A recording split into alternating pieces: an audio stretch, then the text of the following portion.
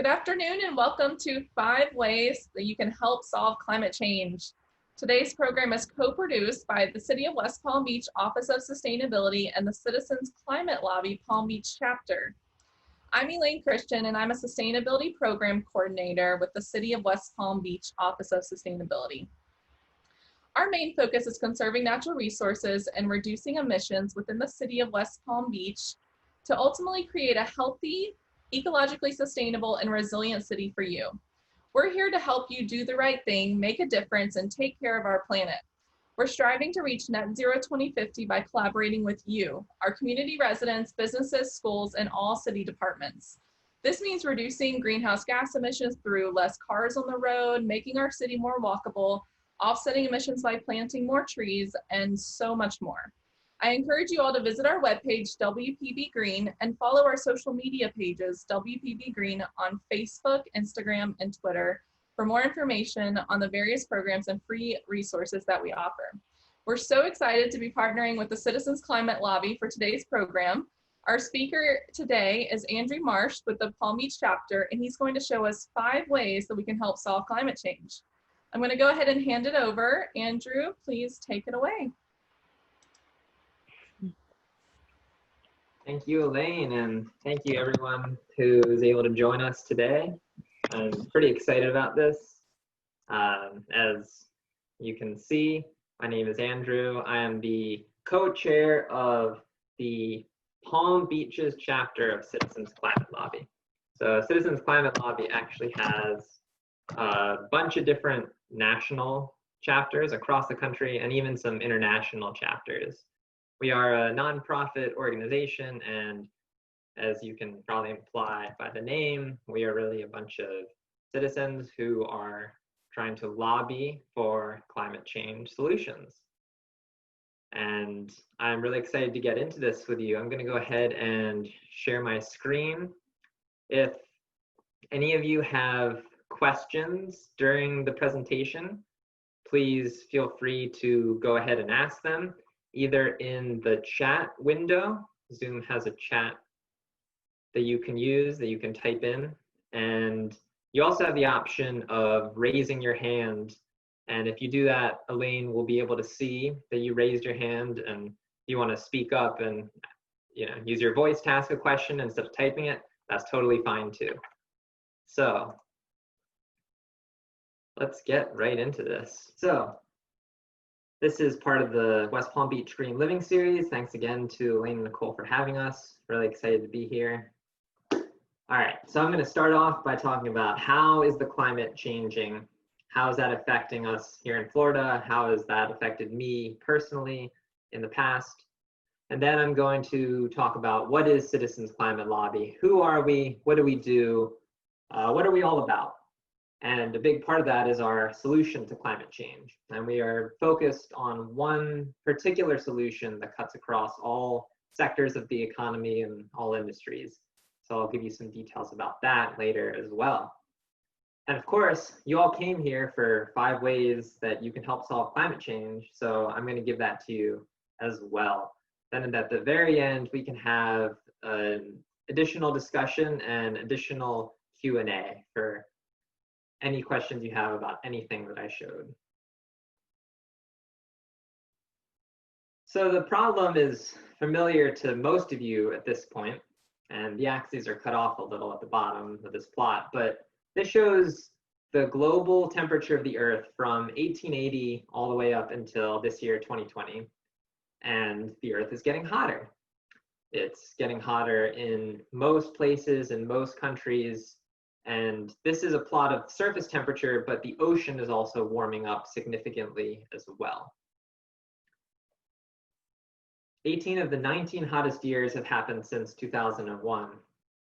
And actually, this is now 19 of the 20 hottest years, because this slide did not get updated, but 2019 is in fact one of the 5 hottest years on record. And it bumped 2014 off the list. We know why this is happening, is both the good and the bad news. If you look at this plot, this shows curves of both temperature and CO2 concentration that scientists have reconstructed from the geologic historical record. CO2 is carbon dioxide and is the predominant greenhouse gas in our atmosphere that varies and can cause the temperature to change. Because as many of you may already know, greenhouse gas is simply a gas that traps heat. The more of these gases that are in our atmosphere, the more heat is trapped in the Earth's atmosphere and the hotter the planet gets.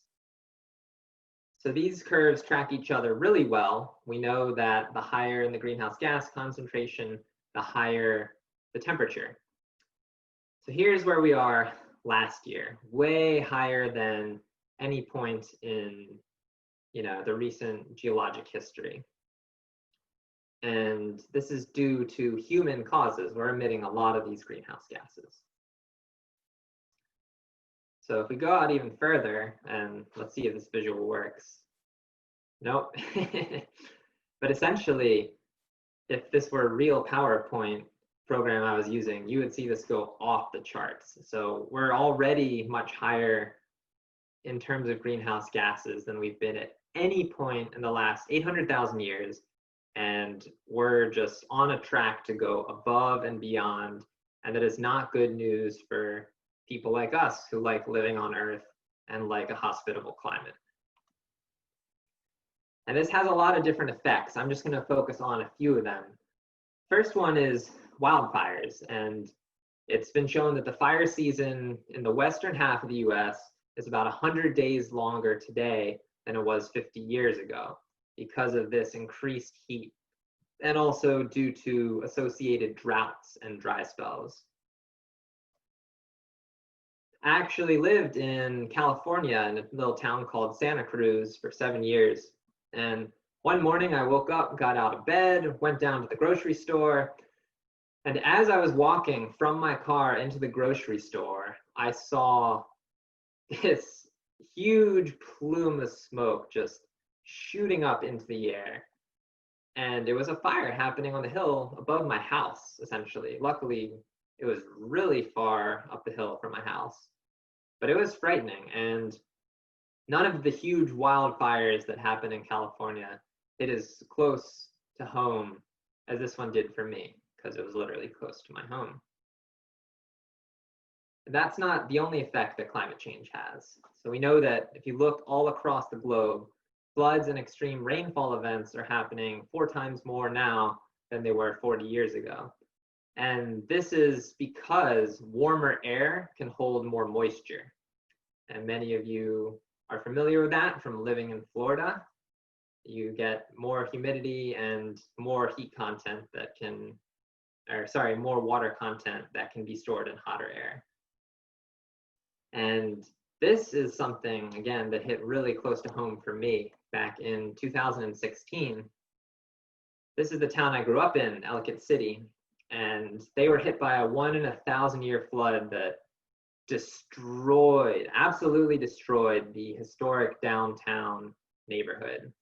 Did millions of dollars in damage. There were tons of small businesses that had to leave and couldn't come back because of this really, really catastrophic flood. The good news is that after this, the county and the state passed some funding, allocated money to help businesses come back, help the downtown rebuild. The bad news is that the same thing happened again 2 years later. And again, this is another 1 in 1,000 year flood event, or at least what used to be 1 in 1,000 years. But now, because of how our climate is changing and how the world is heating up, these extreme flooding and rainfall events are becoming more and more common. And you can see this in events that have happened in Houston, in the Midwest, all over the eastern half of the US, essentially. And you can see this in insurance companies and risk premiums, that they're looking at these events and saying, we can't use historical data as a good reference anymore because the climate is changing so dramatically that these things are just going to become more and more common and become harder and harder to insure against. So just one more impact of climate change I'll touch on, and I had to do this because, again, we live in Florida.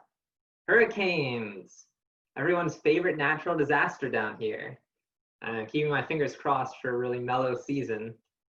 But obviously the climate crisis has a big impact on hurricanes. I'm sure some of you have seen this. Hurricanes are affected in several ways by climate change, and none of them are good for us. Good for the hurricanes. So warmer oceans, which we're already seeing, lead to more intense hurricanes because they feed off the thermal energy of ocean water. And they can also strengthen a lot more quickly, like hurricane, which one was it? There have been so many. If you think of Michael that hit the Panhandle last year, it intensified so fast because it hit a really warm stretch of water in the Gulf of Mexico. And that allowed it to become the strong storm that it was when it hit land. As I mentioned before, warmer air holds more moisture, so you get heavier rain from these storms. And this was most dramatically seen in Hurricane Harvey a couple years ago when it hit Houston. And you had 40, 50 inches of rainfall happening from this hurricane that just kept coming down and coming down. And in large part because of this storm and tropical storms last year, Houston has now put together a plan to get the city to net zero emissions by 2050, because they understand that they're really strongly affected by this and they need to take action. Number 4 on this list, storm surge gets worse because sea level is rising. And that's, of course, really relevant to all of us living in Southeast Florida. Gotta watch out for that storm surge. That's what can cause the most damage, at least in historical storms in this area. And last but not least, depending on who and where you are, the jet stream is becoming weaker because of the temperature changes in the atmosphere. And that means that these storms can stay in place longer, like Harvey did when it hit Houston, and like Dorian did last year when it hit the Bahamas, and it literally stopped. It was literally moving at 0 miles per hour over the Bahamas because the pressure systems that would usually move these storms along are getting weaker and wavier, and so they are allowed to hang out for longer and cause more damage, unfortunately, if they happen to be hanging out over land, over populated areas. So those are just 3 areas that I have been, well, 2 that I've been personally impacted by, 1 that, fingers crossed, I won't be personally impacted by, at least not this year. But there are a lot of other costs to these greenhouse gas emissions and to all the carbon, CO2, and methane and other gases that we're putting into our atmosphere.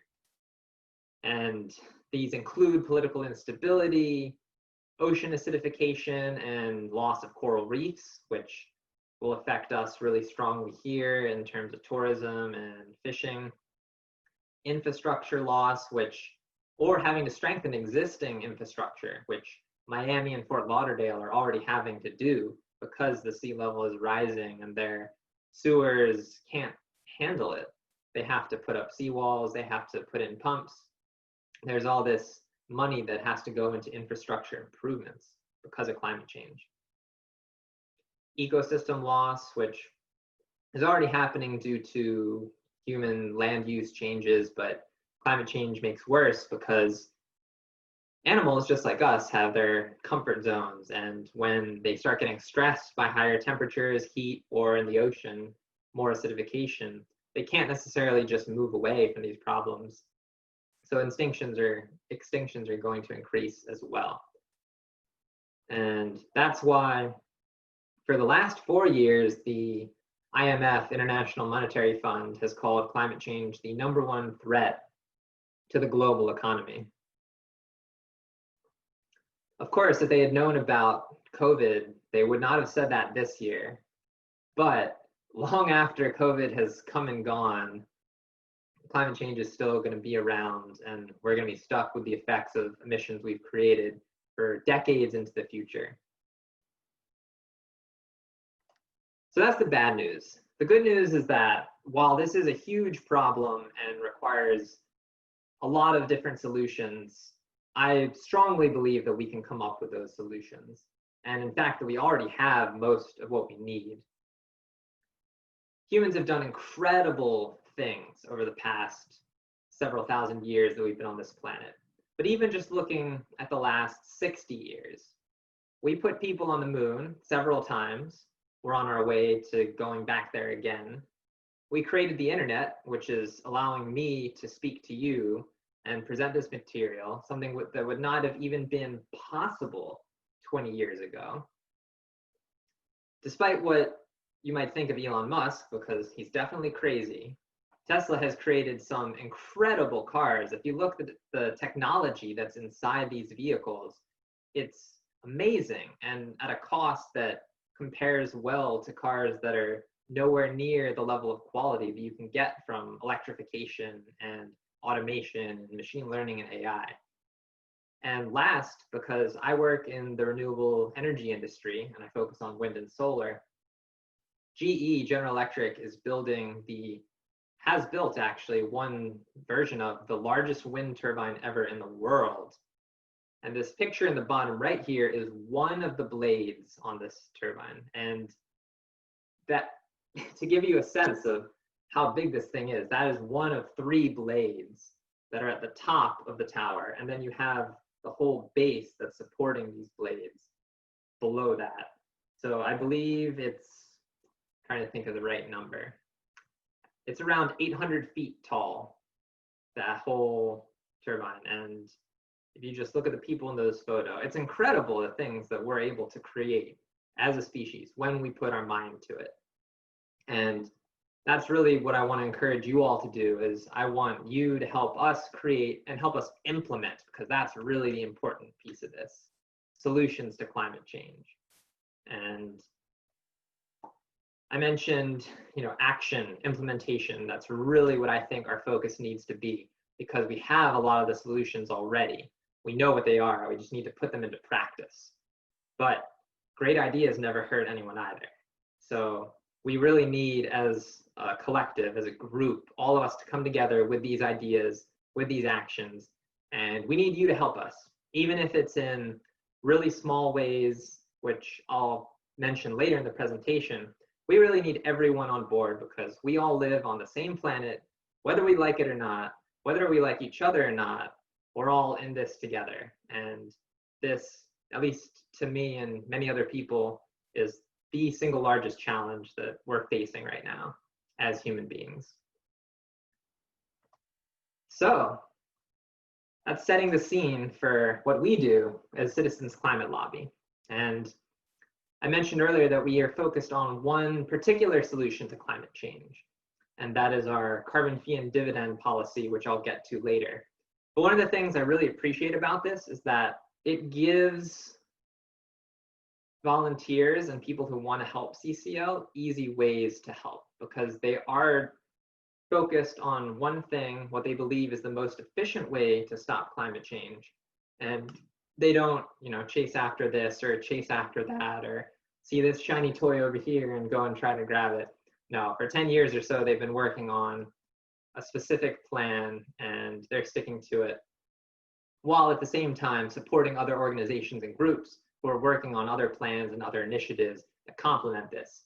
Because of course, no one group, no one entity has the only solution to climate change. We're going to need a lot of things, a lot of pieces to come together.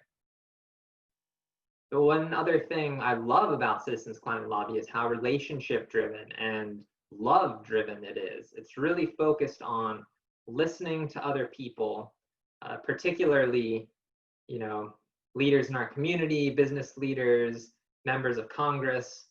In meetings with people who are influencers or have power, we really want to listen to what their concerns are and what they care about, and use those shared values in order to convince them to take action on this important issue. We are nonpartisan, so Democrats and Republicans and whoever else, whatever political party you might be affiliated with, are all welcome to join CCL. And it's really a great, diverse group of viewpoints and people who are coming behind this one approach to solving climate change. And lastly, I wouldn't be doing this if I didn't think we were effective, if I didn't think the organization was good at what they do. So There's a ton of trainings, a ton of resources, a ton of information, sometimes too much information, if I'm honest. But if you want to learn something about CCL, it's out there on their page. And I don't know if Blaine is on, but Blaine, if you're on, if you could drop a link to community in the chat, that's a really good resource for you guys to have if you want to really dive into some of the details of this stuff.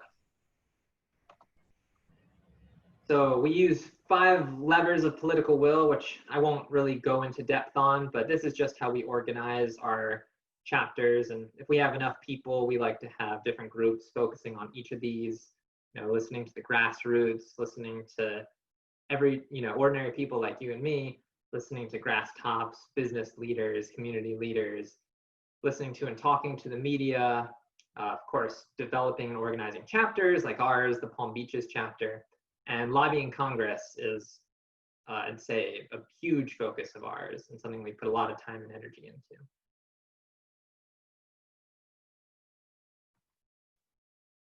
The International Panel on Climate Change says we have 10 years to cut our emissions by 50%. That's a lot of work in not that much time. And that's why CCL is really focused on what they believe is a good climate solution. And it has to be quick. It has to be fair. A lot of lower income communities, minority communities, indigenous communities are the ones who are hardest hit by climate change. And so any solution has to benefit them, or at least not put them in a worse position than they currently are. And sticky in this case means bipartisan.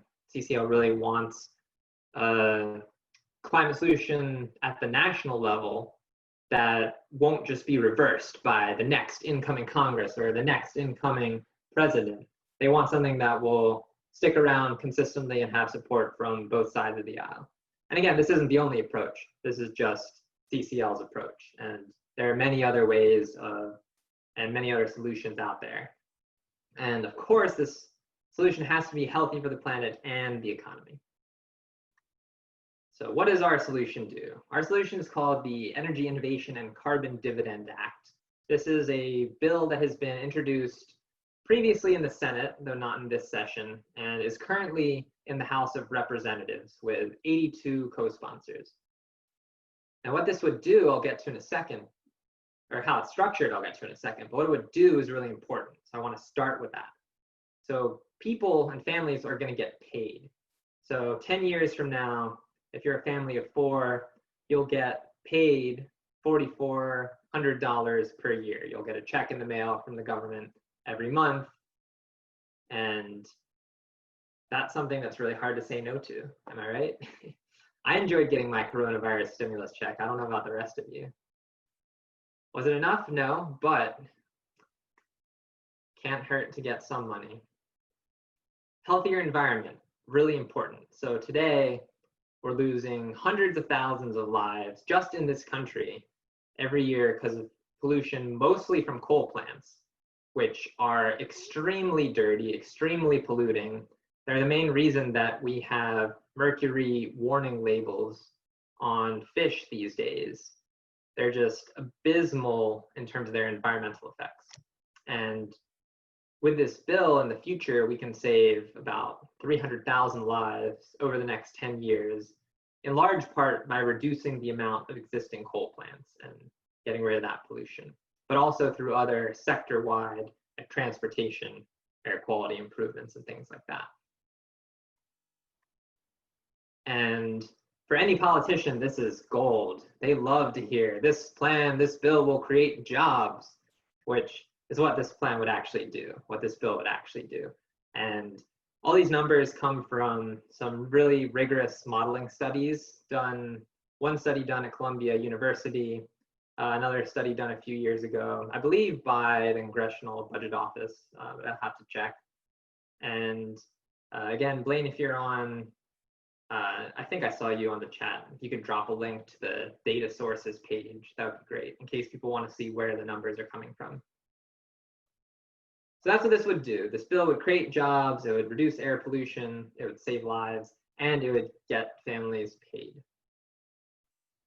So how would it do this? Basically, you charge a fee for carbon emissions at their source. Fossil fuels are not the only one, but they're the main source of carbon emissions. So that's what they put in this graphic. And all the money that you collect from this fee is given back evenly to households across the US. And this plan is supported by over 3,500 economists. They actually wrote a letter in the Wall Street Journal last year that was the most economists ever agreeing to a policy. And it was this policy, a carbon fee and dividend.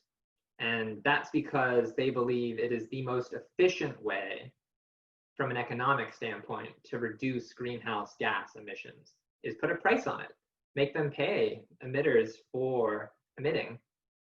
And by returning all that money to households, you prevent one of the major drawbacks of carbon pricing, carbon fees, which is that the price of certain products, the price of energy, of heating will go up as well as a result of this.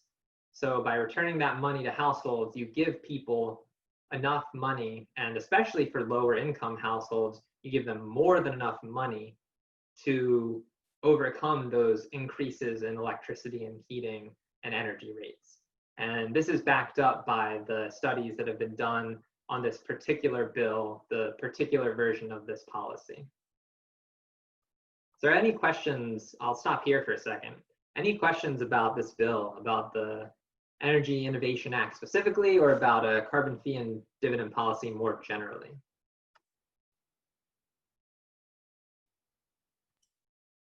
Let's see. Thank you, Blaine, for posting those.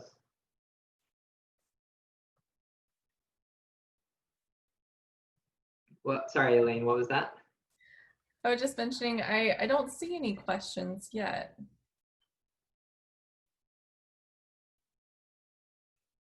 Okay, great. Well, hopefully it's clear.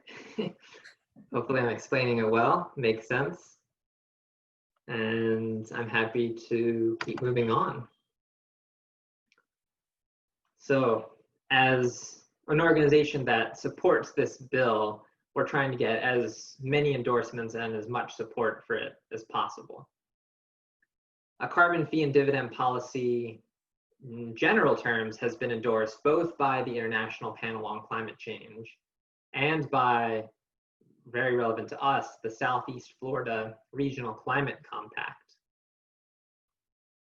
And that's a group of 4 counties, Palm Beach County, Broward, Miami-Dade, and Monroe, I believe, who have put a plan in place to really reduce our climate impact. And they have endorsed a carbon fee and dividend policy, ideally one that is, they have endorsed carbon pricing, ideally carbon fee and dividend, like this bill.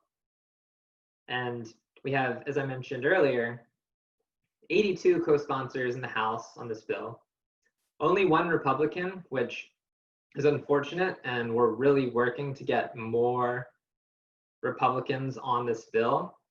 There have been other versions that were previously introduced in the Senate and in the House that had more Republican co-sponsors, more evenly split. But in this Congress, that's not the case, unfortunately. But we will be working to reintroduce this bill in the next Congress and, really push for more bipartisan support on this. And there have been a bunch of city and county resolutions. I just listed some of them off there, specifically endorsing this bill. And that's because volunteers like myself or Blaine or people in other chapters mainly have gone to these cities, gone to these counties and said, hey, we have a great climate solution. Would you like to endorse it? And talk to them about it. And, most of the time they're really receptive and willing to, because we're so affected here in our area and because this is a really great solution. And it does have bipartisan support, even if less so in the number of representatives supporting it.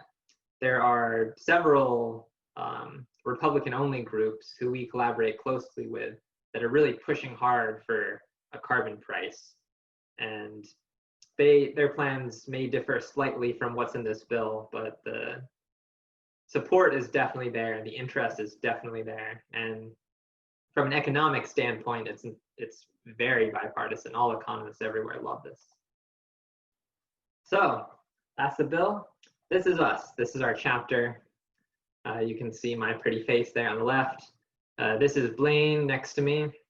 He is our chapter co-chair, helping out in the chat, giving you guys the answers and the information that you need. And these are various of our other members at one of our last in-person meetings. It's been a little while. So we are still meeting, but we're now doing it on Zoom.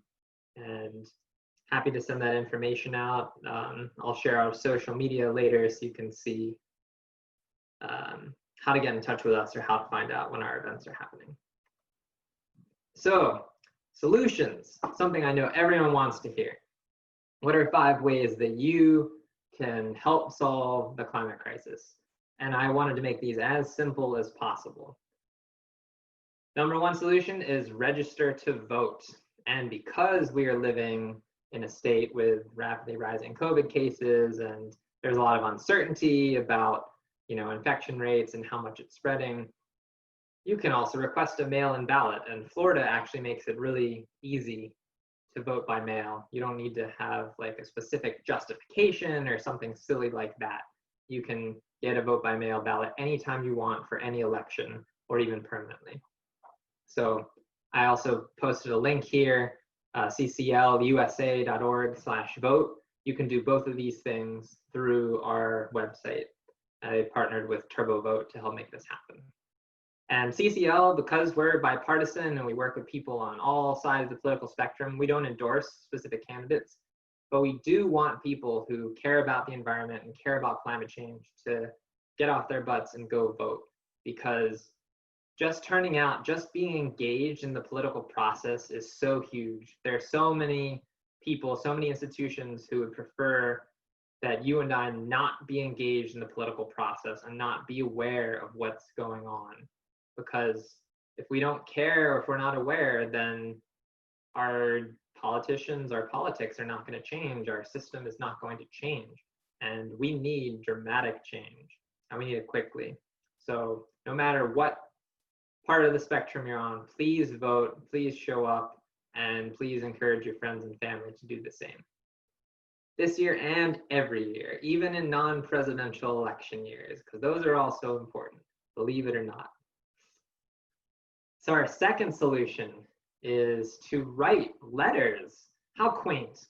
But you don't have to write them on paper if you don't want to. You can write them online. We have a very slick tool for doing that. And our representatives and our senators have staff who will read these letters, and they will count how many letters they get about particular issues. So the more that we write to our elected officials, and remember, they work for us. We voted them into office. It is their job to serve our needs and serve our desires and help make our lives better. And that includes acting on climate change. So if you're scared to write to a member of Congress, just remember, they work for you, or at least they should. I'm not sure how true that is all the time, but really, you are their constituent. And even if you don't think they're interested in what you have to hear, they are. They want to know what their constituents think, because ultimately we can vote them in or out of office. Again, luckily, CCL has this great tool, great link, makes it so easy to write. They'll help you find your representative, because some of you may not know who that is. You've never had a reason to reach out to them for anything. So their tool just helps you put in your zip code, bam, right away you know who your representative is, and then you can write a letter to them. Solution number 3, if writing isn't enough for you, if you want to do more, you can call your member of Congress. And this is a little bit more nerve-wracking for people, because depending on when you call, if you're calling during normal business hours, you have to speak to a real person. That person won't be the member of Congress themselves, it'll be one of their staff. But it can still be a little bit nerve-wracking, and it was for me the first few times I did it. It's still nerve-wracking, I'm not gonna lie. I still get nervous doing it, even though the staff are almost always friendly, and they want to be friendly because they don't want to piss off voters. So CCL has two ways you can call. You can do a one-time call, which is the first link here, or you can do what I and a bunch of other members of our chapter do and sign up for our monthly calling campaign. And that's the second link here. And what's great about that is you put in your email address or your phone number, and then every month you'll get either a text reminder or an email reminder to call your representative and or senators. And you don't have to do anything. It's totally automated. You'll get a link. When you go to the link, it has a script, it has talking points, it has the phone numbers all laid out for you. It's really an incredible piece of software and web design that CCL volunteers put together. So we are trying really hard to get people signing up for this monthly calling campaign because, again, members of Congress are tracking the number of calls that they get. And if they get calls every single month saying, we need you to act on climate, they're going to act on climate. Sooner or later, they're going to do something. Whether or not it's the solution we want, they're going to do something to act. And really, that's the most important thing, is just doing something instead of nothing. Solution number 4, if you don't want to write to your member of Congress, write a letter to the editor. And this can actually be pretty fun. And it was fun for me because I got one published in the Palm Beach Post. That was very exciting. Never done that before. And you can, again, use this really great CCL tool, this website, where they give you a whole list of newspapers near you. And if you write a letter and submit it, it'll submit it to all of them at the same time. So you can have the same letter appear in multiple newspapers. And this reaches obviously more people. It reaches a bigger audience and can also help you gain support from your representative or senator or local leaders, people who will see and will keep track of these things. So letters to the editor are a great thing to do. You know, we have some templates and examples that we can share and make this process easy for you if anyone's interested in doing this. And last one, obviously, a lot of us are economically stressed compared to where we were, say, 6 months or a year ago. But if you're able to donate, then all donations from this link will go to helping the national chapter, both with volunteering and lobbying efforts in Congress, in DC, in local offices, but also for training tools and other things for our volunteers. And we occasionally do fundraising events for our chapter. I like to throw concerts as a way of fundraising because people love live music. I love live music. I'm a musician, I perform. And it's a good way to get people in the door and also just to educate people. What is CCL? What do we do? Who are we? A lot of people don't know. So I'll just go through them one more time. Number 1 solution, vote. Number 2, write your member of Congress. Number 3, call your member of Congress. Number 4, write letters to your newspaper editor, just one or many, whatever you want to do. And number 5, donate either to the national org or to our chapter. And I'll leave you with this quote from famous activist Greta Thunberg. A quote that is incredibly true. The climate crisis has already been solved. We do already have the facts and we have the solutions. All we have to do is wake up and change. All we have to do is implement those solutions. And I'm grateful for all of you who showed up on this call today. Just by showing up, you are showing that you care, you're showing that you're interested in solutions, you want to do something. And every little bit helps. Not all of us have to be leading chapters or writing letters or calling Congress, but if each of us does one of those things, then it adds up. So I'm gonna end by putting this slide up here. If you would like to join Citizens Climate Lobby, you can text this number. I posted my number and Blaine's number if you'd like to get in touch with either one of us directly. You can also email us, and I've included the CCL Palm Beach's link tree where you can find our social media, you can find training information, you can find the links that I posted up above in this presentation, and of course the Citizens Climate Lobby National website. So thanks everybody for listening, and let's get into the Q&A. I'm excited for it. Yeah, if anyone wants to raise their hand, if you do have a question, I can unmute you and we can just kind of talk here so we don't have to type if that's easier.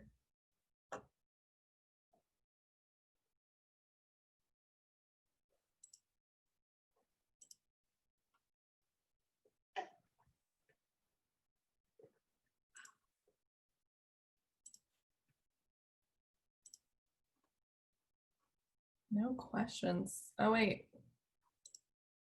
I have one. Andrew, do you see the question in the Q&A? Yep, pulling it up now. Is the main goal with carbon fees to reduce the number of organizations that are polluting with carbon? So the main goal, I'd say that is definitely a part of it, yeah. So you want to reduce the number of organizations that are polluting with carbon. You also want to reduce how much carbon each individual organization is putting out. And really the whole idea behind it is to correct a market distortion, because right now climate change and these carbon emissions have all these really bad economic effects, not just on the US, but on the whole world. And none of that is included in the price that we pay for energy or for transportation, for coal or oil or natural gas. None of those damages, none of those risks are included in the price. So really it's to correct that lack of information, lack of a signal from the market that this is really something we should be doing less of. So I hope that makes sense. And yeah, I bet what you said, John, is definitely one of the goals.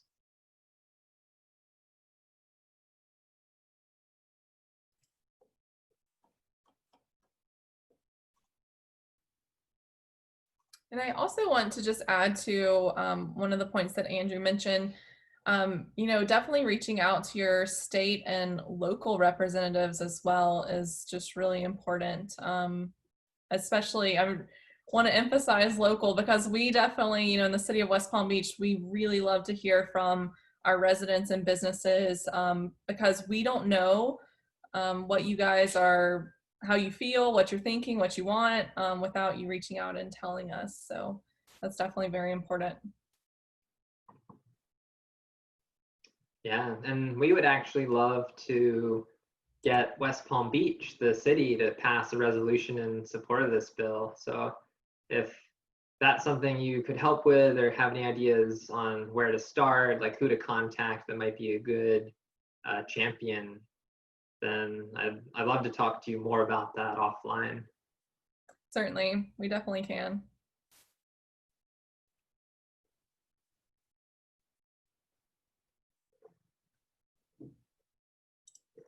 No more questions.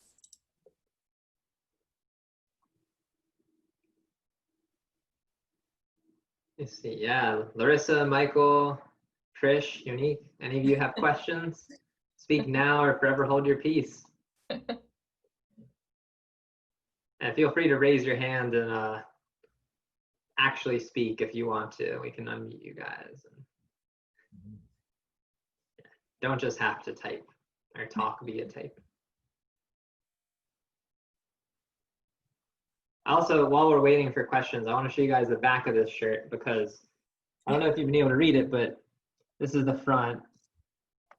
And we partnered up with a couple other CCL chapters to get this. And then, I don't know how visible it is, but this is the back. Can you see that? We can. Yeah. That's awesome. Yeah. So That is we are pretty going to cool. submit another order pretty soon.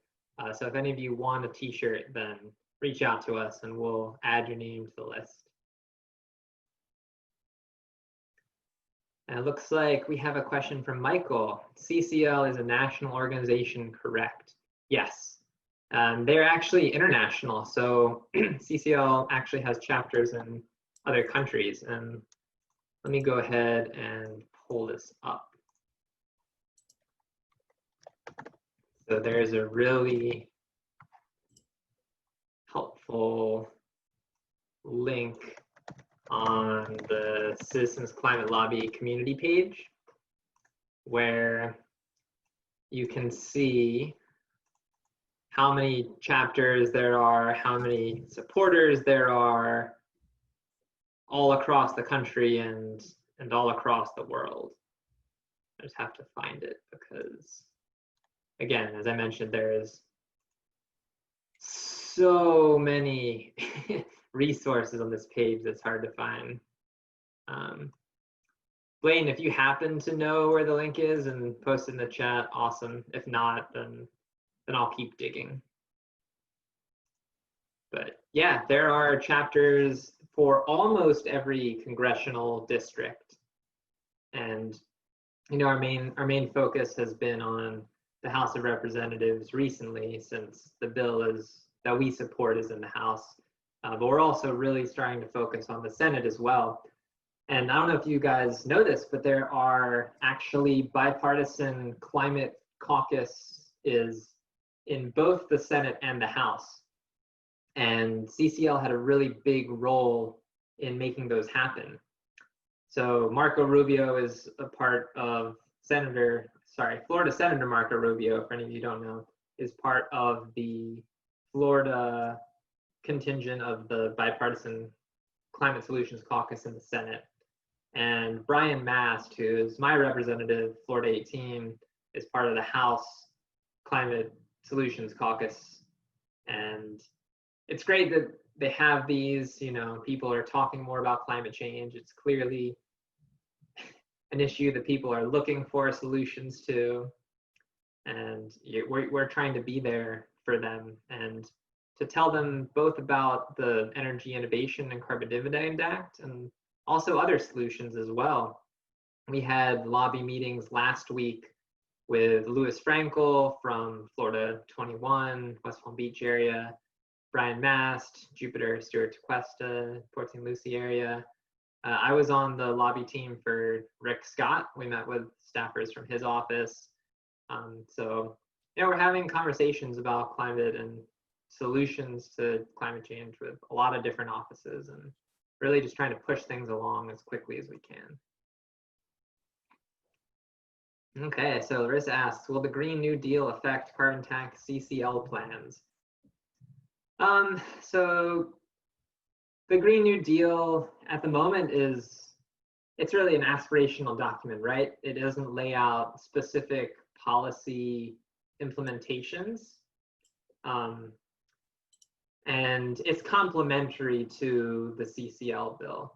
So CCL doesn't have a position on the Green New Deal as far as supporting it or not supporting it, but officially they say that it's great that that's been introduced to drive the conversation about climate and for people to talk about what these sector-wide transitions really mean.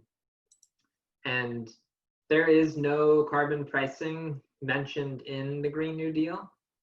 So it's, in that sense, it's separate. It uses other types of solutions to climate change, and it would be complementary to something like the Energy Innovation Act. And we need complementary solutions. I mean, we can't just pass this one bill and think that all of our problems are going to be solved. But this one bill would significantly reduce greenhouse gas emissions and without impacting people in lower income or disadvantaged parts of the US. Thank you, Linda, for posting the link to the community page with our supporters. I'll go ahead and pull that up and share it real quick. So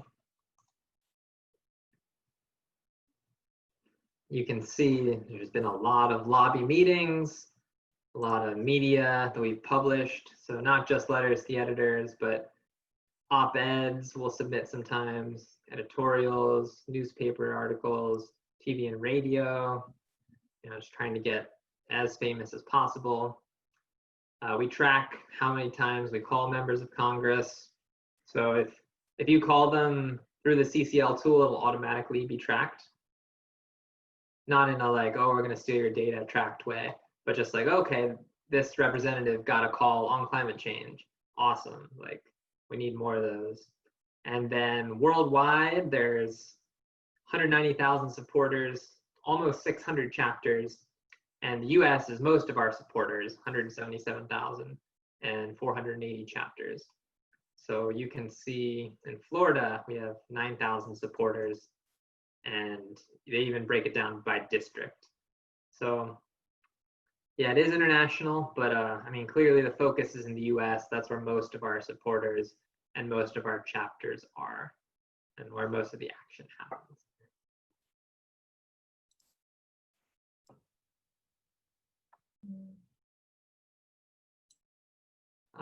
Oh, can I post to everyone? Okay, I see it just went to the panelists. Yes, I can do that.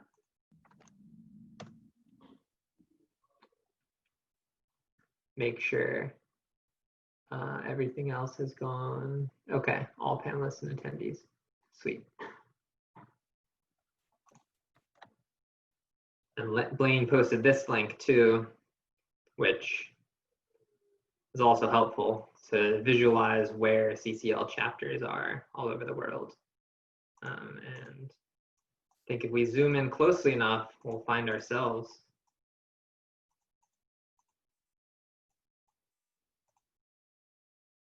That's us right there.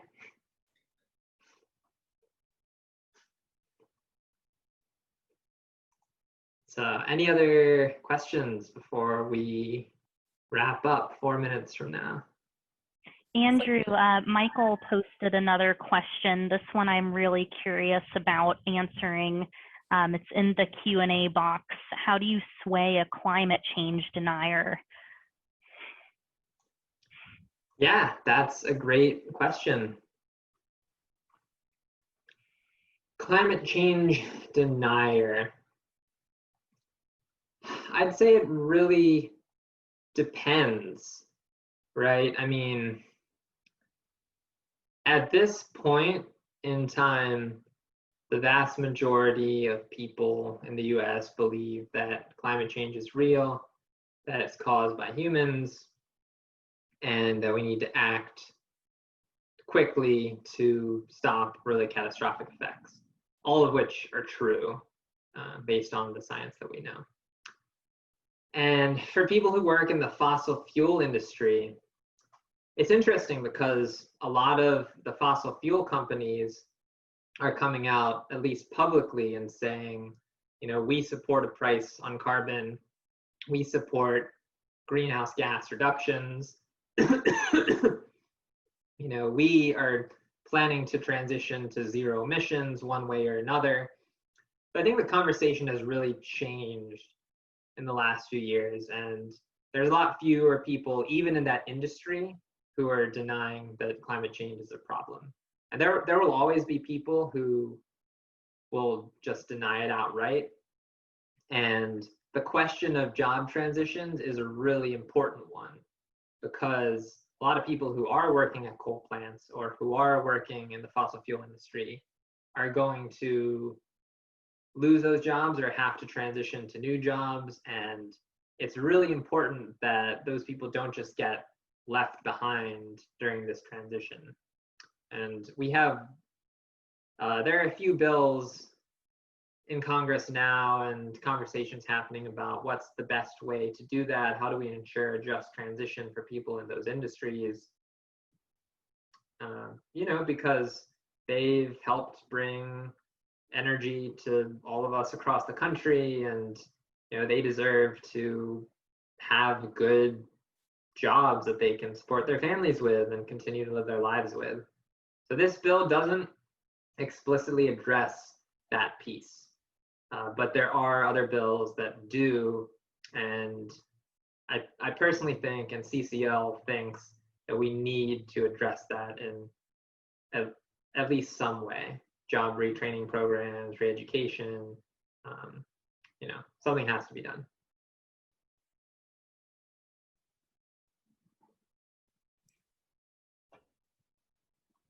I guess I'll say one last thing about that. When you're talking to someone who, might not believe the science behind climate, like, stories are really powerful. Like, people are emotional by nature, like we all are. None of us are really truly rational. Like, science is important, facts are important, but really stories are really important, and really how you connect to people. And I'm trying to tell my story as best as I can, and how climate change has affected me. And there's more and more people who are out there doing that from all different backgrounds, from all different parts of the country. And so I think that's a really important thing, is just tell your story, and like, some people you can't convince, but at least try and get them to understand your perspective. Don't try to lecture them. That's all I got on that topic. Well, thank you so much, Andrew. I'm going to go ahead and share my screen. I'm going to try to here. Stop my share. There we go. So that wraps up today's program. I hope everyone has enjoyed this conversation. We'd like to thank you, and special thanks to Andrew for being here with us and sharing all of this great knowledge.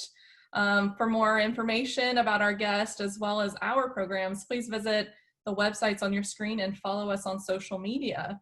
And again, thank you very much, everyone, for joining us, and enjoy the rest of your day. Thanks, Elaine. Thank you. Thank you. Bye, everyone. Bye, everyone. Thanks, everyone.